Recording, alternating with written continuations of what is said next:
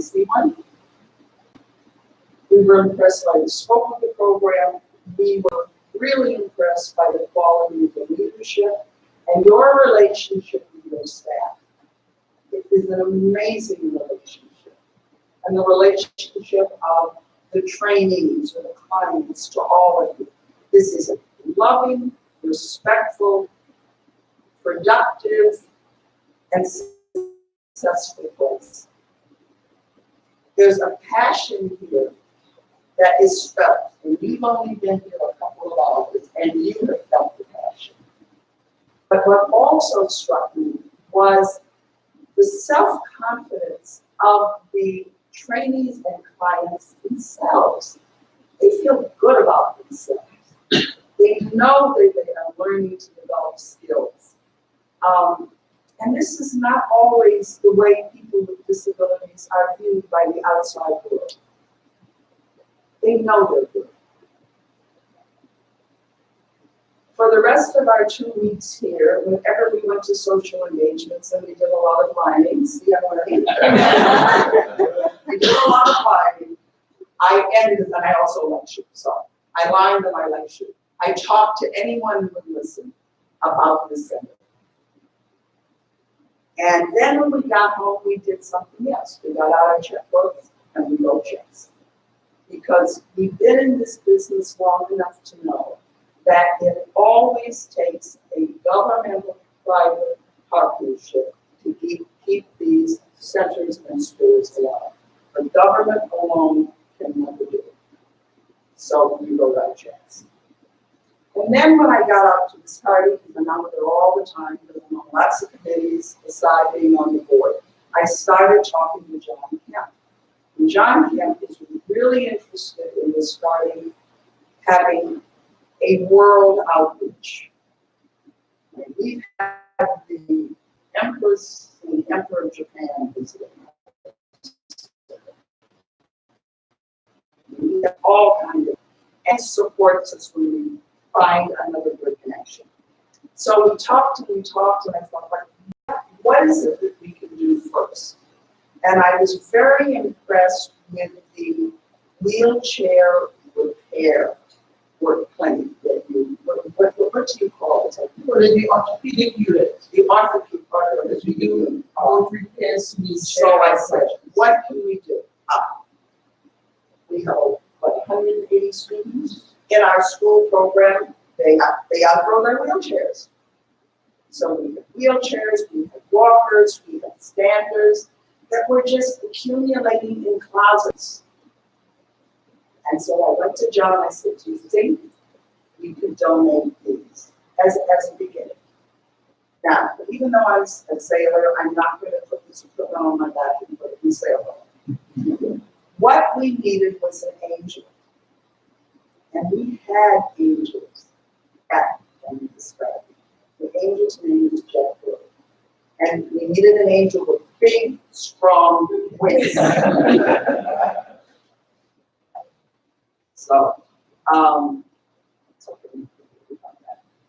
So we brought Jeff Blue into this.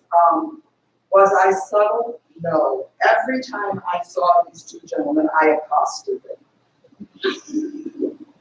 But it didn't take much because they were very, very excited about the entire process. And there are many people involved in this. Our physical therapists.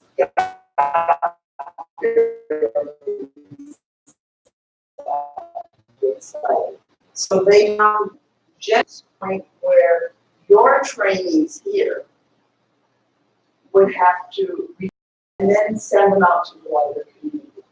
And I can think of no better work for a disability center where people with disabilities are doing things for other people with disabilities.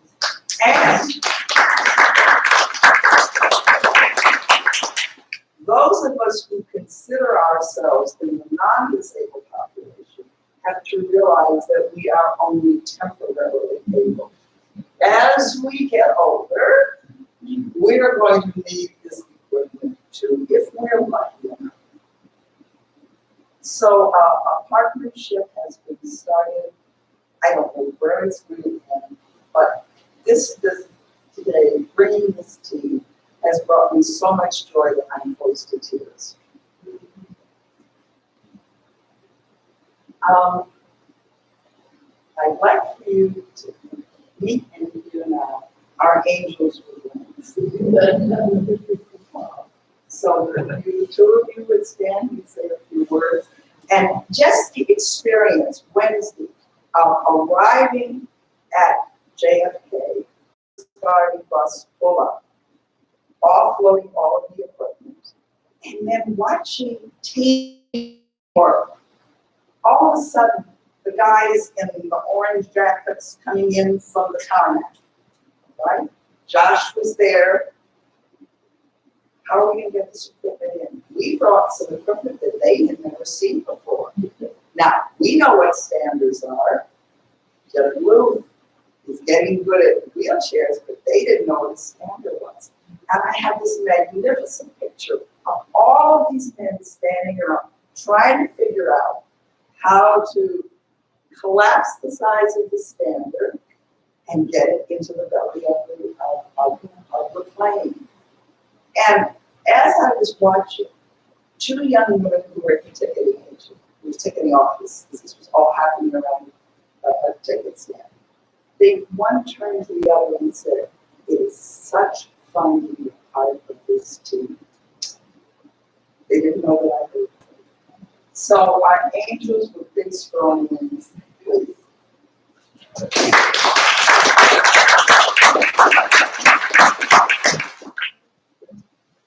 Okay, so good morning, everyone. My name is Bob Bilek. I'm one of the leaders in HR, Human Resources at JetBlue. Been there almost 16 years. We forged this relationship with the Viscardi Center about 5 years ago, actually, and it has been an amazing journey since then. We never thought we could do what we could do as an airline to inspire humanity, which, by the way, is our mission. Okay, our vision is to become the most caring travel provider in the world. It's things like today. It's doing what we've just done the last couple of days here. Our work, what is going to get us to where we need to be to meet to reach this vision. But it's really interesting. Every day that goes by with this partnership with the Viscardi Center, and now forging this relationship with Dr. Beckles in this wonderful organization. Yes, we've only been here probably less than 2 hours. Yeah, 24 hours. But I am just so impressed with the culture of this island. Okay, there's so much. I could go on and on. Anybody who knows me knows I like to talk. But my point to this is, from the time we departed the aircraft, went through customs. That's not always the best, right? But I will tell you, the way that I was greeted made me feel like I was home. Like, made me feel like you're welcoming me here. And we went to dinner last night with Dr. Beckles and got to know her a little bit more, and the team. And when I went back to the hotel room, one of the things that came to mind to me was how JetBlue serves 104 blue cities. So we fly to 104 blue cities. About 34 of them are international destinations. I say international because, are they real international? I don't know, right? Are they sort of? Absolutely. You might not even need a passport, right? I guess for all of them. Well, maybe you do. Okay, that's another story. So the point is being here on this island, I said, we have such a reach, and I love how Adine described JetBlue, we're angels with wings. I love that. We got to take that back, Josh, right?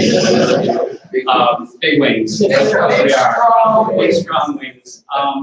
And I thought to myself, this is just one island. This is one part of the world, and the difference that we can make as an airline.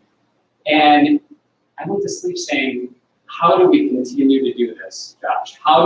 What do we do more of? What do we need to do more of? What do we need at Dean and her wonderful travels of the world, meeting everybody and doing what she does? How do we spread this message? And what I realized, falling asleep, was it's the little things by being here today that make that difference, and start those relationships and start those discussions. As Dean started with her notes here, she said it's a legosity. Well, it's all about networking.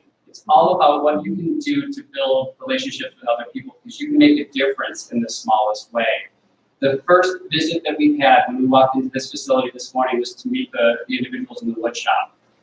What impressed me the most is as soon as we walked through those doors, those gentlemen in that room turned around, removed their masks, looked at us, and greeted us before I could greet them.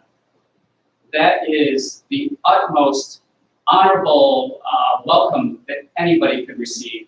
And as the team, as I said to the team, we need to take this back to America, because we all need to learn from everyone in this room when it comes to respect and in the way that people are treated.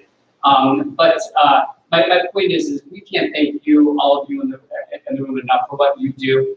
Dr. Beckles, for this wonderful organization. So many similarities to the Viscardi Center, right, Colleen? Another note, I'm also on the board of directors of the Viscardi Center.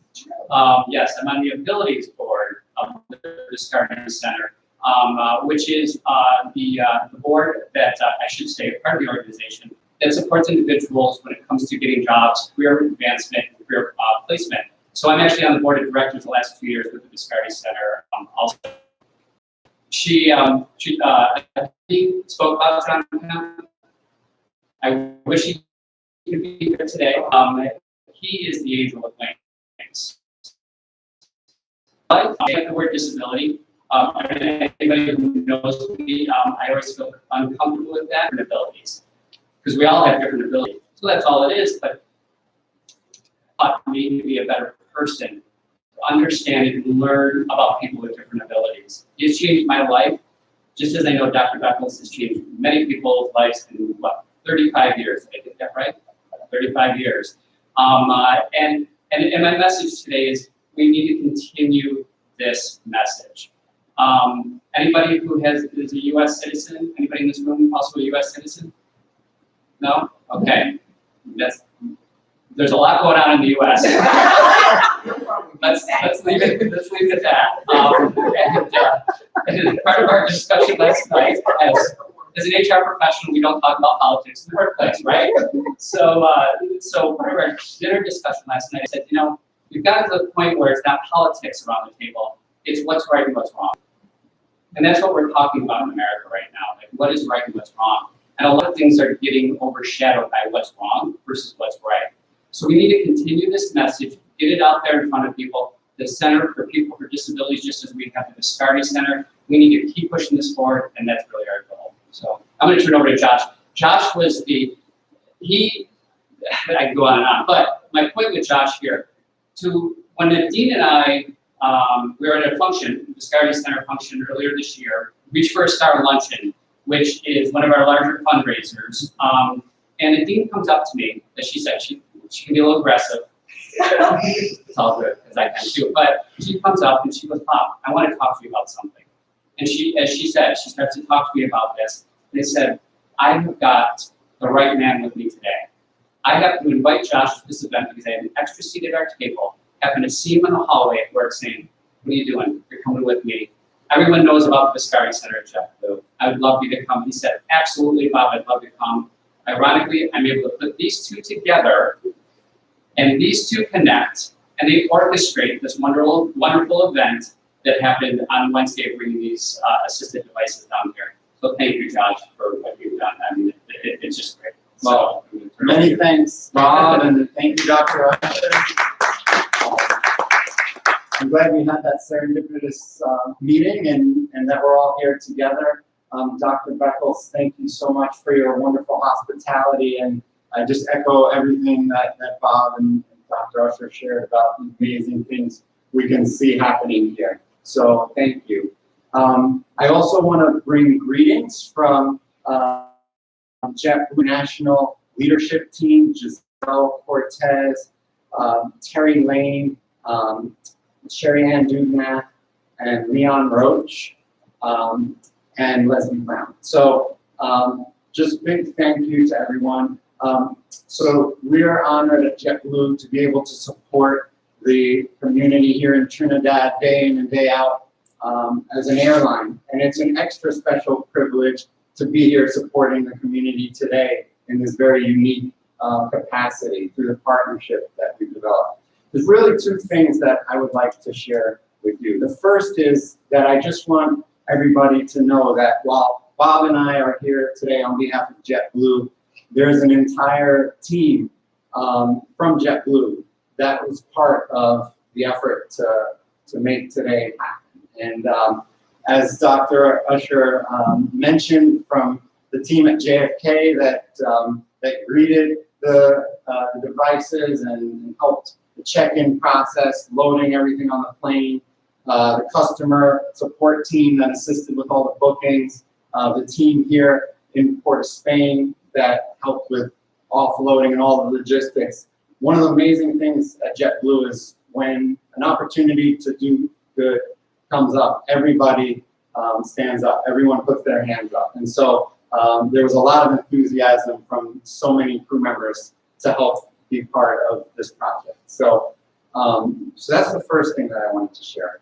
The second thing that I wanted to share is that at JetBlue, we aspire to being the preferred travel provider for customers with disabilities. And part of my role at JetBlue is to help make that happen.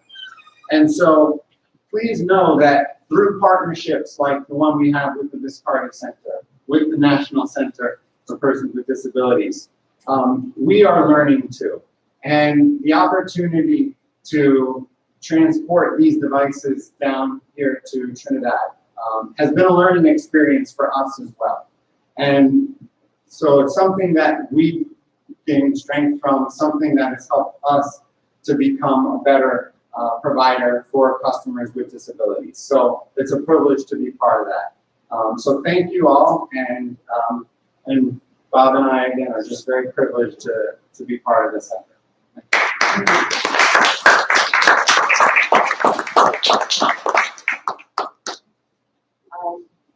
As we get toward the end of the program, I wanted to introduce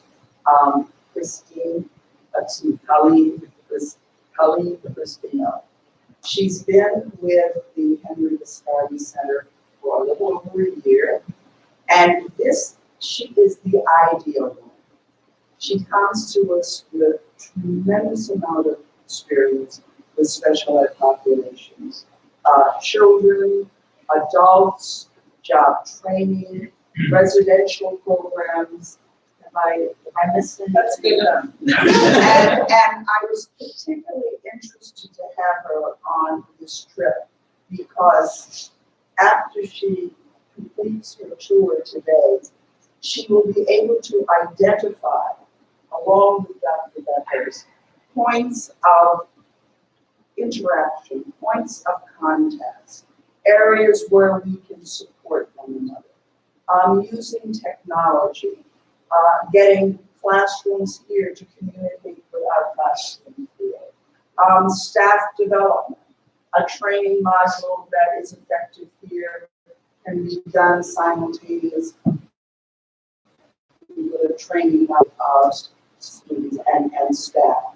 And it's her ideas that I really want her to share with us so we can strengthen the relationship. The wheelchairs and the walkers and the standard Thanks to gentlemen at JetBlue and the dean for putting together. As the dean said, I'm the chief program officer at the Viscardi Center. And it's like just a really quick description of the Viscardi Center. The Viscardi Center is sort of an overarching entity that has a related organization called Abilities Inc., which is where we provide services somewhat similarly to what we provide here at the National Center for Youth and Adults with Disabilities. We have a very strong focus on training and employment, and we serve hundreds of people every year in job placement and our job training programs. And we also operate the Henry Viscardi School, which is affiliated with the Viscardi Center. And our school is a school for nearly 180 students with pretty significant physical disabilities and medical issues. So these are students who are capable of, participating in a regular curriculum, but they may need adaptive supports to do that. They may need additional staff. They may need nursing care. They may need other things that keep them out of a traditional school setting. So we actually fill a very big gap for students who come to us. And we're working with transitioning them into adulthood. Many of our students go to college. About 85% of our graduating class this past year went on to college. So we really have a lot of successful stories. And then we see our graduates out in the world at JP Morgan Chase and other places where they really have become really integral parts of the community. So that's really important to us.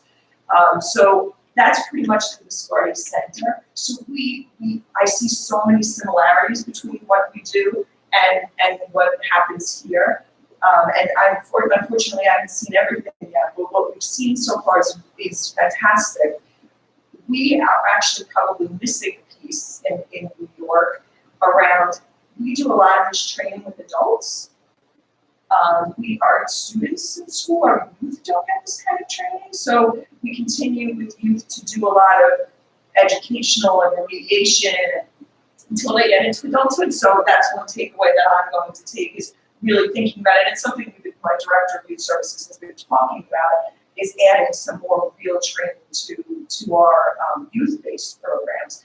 And again, the United States is different. Our kids with disabilities stay in school until they're 21, or they can stay in school until they're 21 if they're not ready to graduate. So I think that's a bit different than here too. So it's interesting to see some of the similarities and differences around how things operate here versus there. We face some of the same challenges.